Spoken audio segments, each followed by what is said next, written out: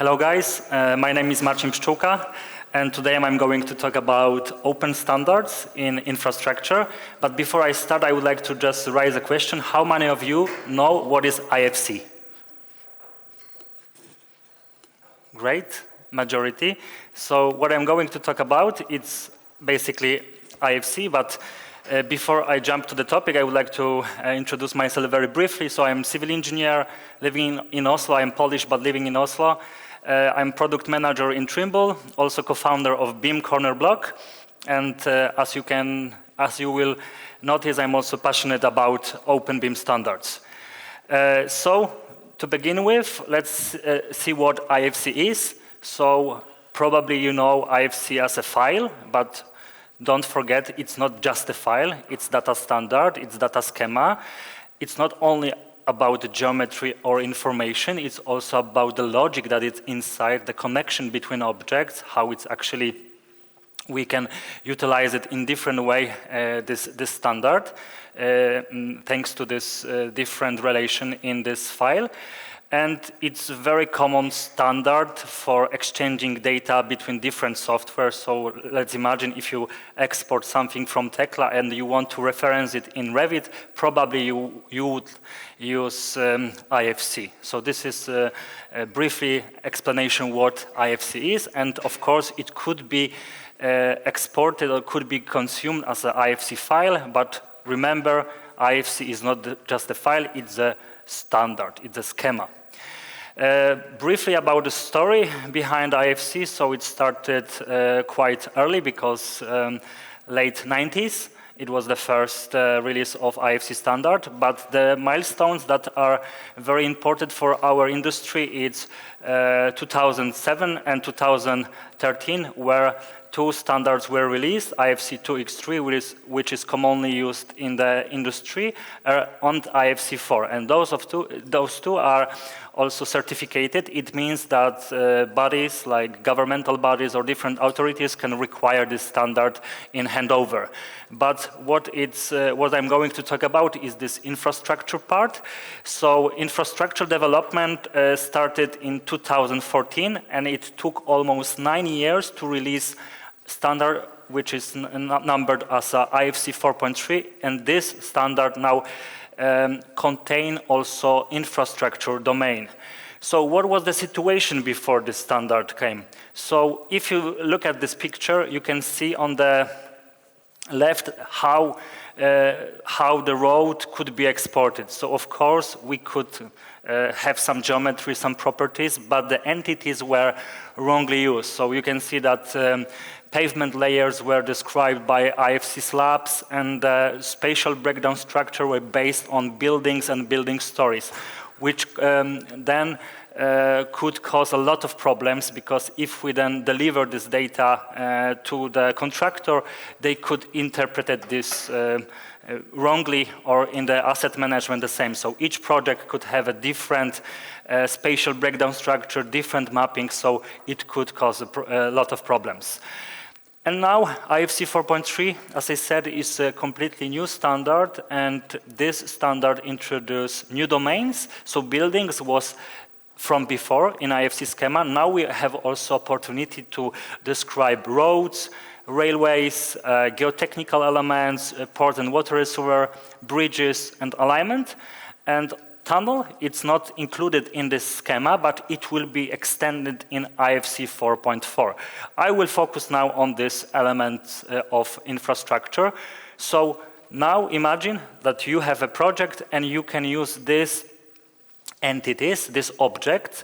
So before, as I said, it was only possible to connect your elements to IFC slab or IFC beam or IFC proxy. Now we have, like for pavement layers, we have IFC cores, we have a curb, we have for earthworks works, we have earthworks fill, earthworks cut, we have an IFC signal, IFC distribution chamber elements. So a lot of objects that we can now utilize and use in the modeling.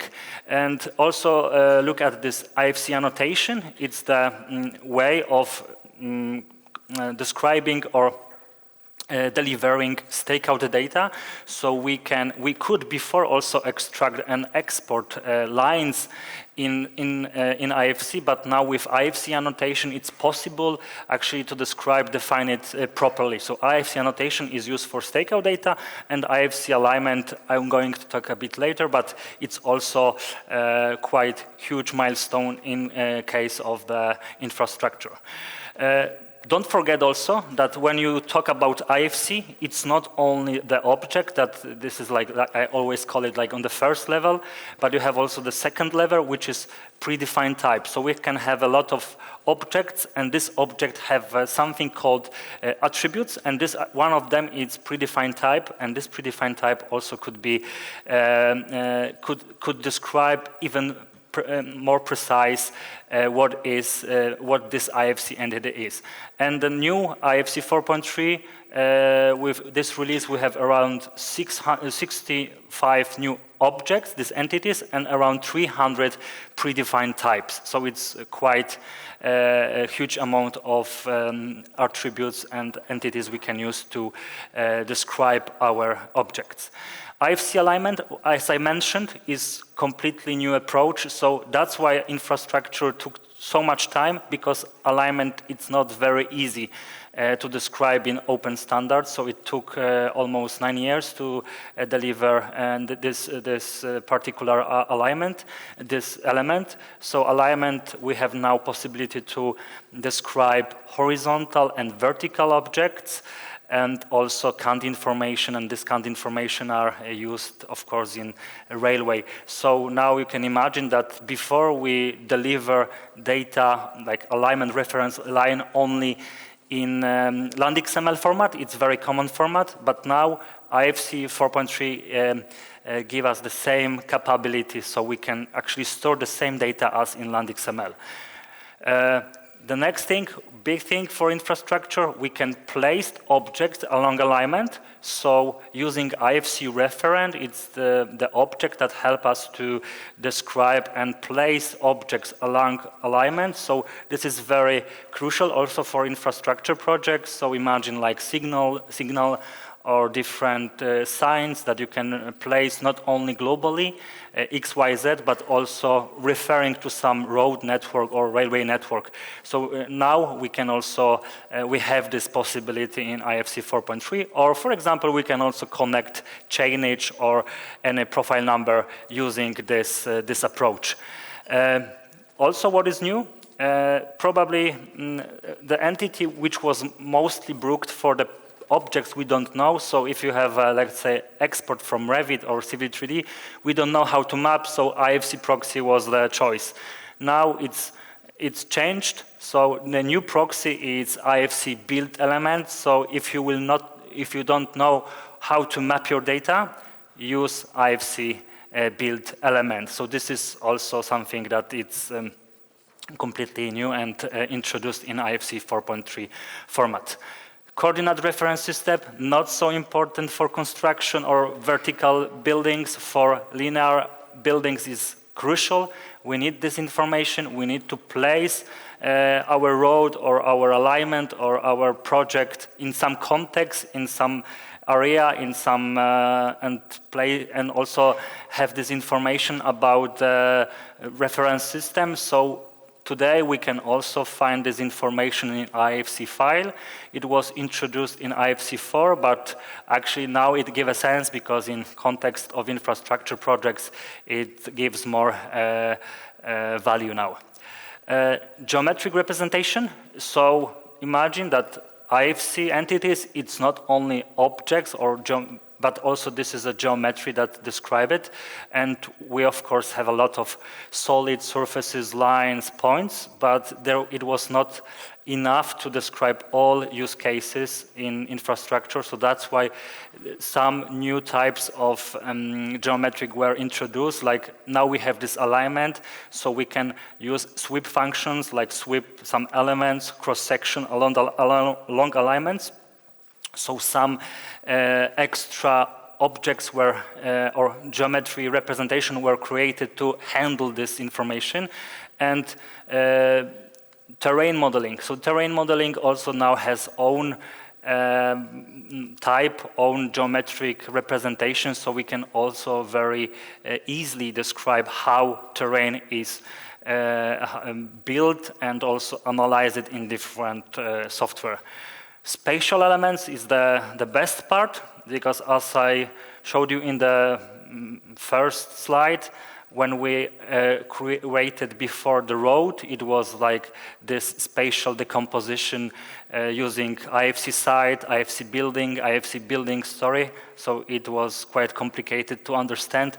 Now in IFC 4.3 we find new entities which we call spatial objects. They are just containers, they don't have a geometry like groups. So we can also call them like facilities. So we have now IFC road, we can use IFC bridge, railway, marine facility, and those we can then also decompose in different spatial elements like IFC road part, bridge part, railway part, and so on. So this is how we can now structure our road.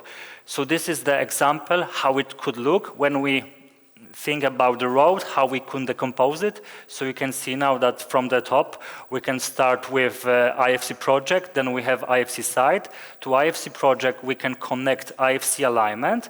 To IFC site, we can connect our terrain, and then we have a facility that we can divide in road parts, and this road parts also could be divided in different dimensions. So for example, longitudinally, like from section to section, but also laterally, like in a cross section that between only we want to say what is the carriageway, like roadside.